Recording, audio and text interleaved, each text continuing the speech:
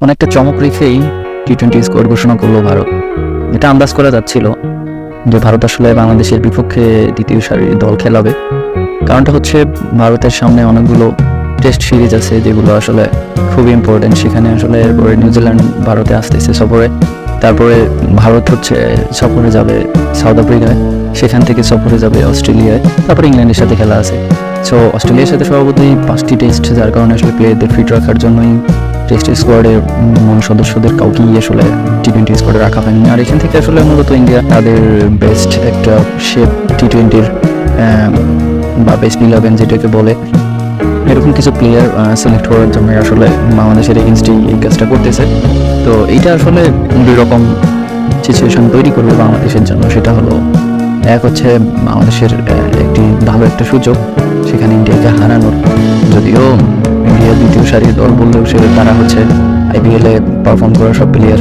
আর হচ্ছে বাংলাদেশের আরেকটি সুযোগ হচ্ছে যে নতুন একটা টি-20 যুগে বাংলাদেশ প্রবেশ করতেছে, সেখানে আসলে নতুন সব পারফরমারদের সুযোগ দেওয়া উচিত।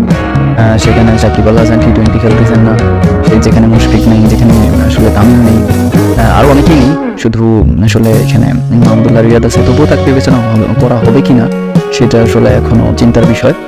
আর এখানে শামীম পাটোয়ারি ভালো খেলতেছে, পারফর্ম করছে, আর হচ্ছে নতুন চমক হিসেবে আসলে জিসানকে দেখা যেতে পারে।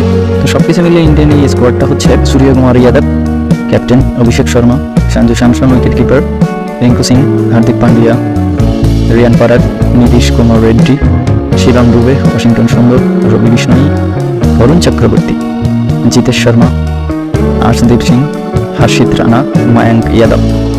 মায়াঙ্ক যাদব হচ্ছে আসলে একদম নতুন যে ইন্ডিয়ান স্কোয়াডে জায়গা পেয়েছে।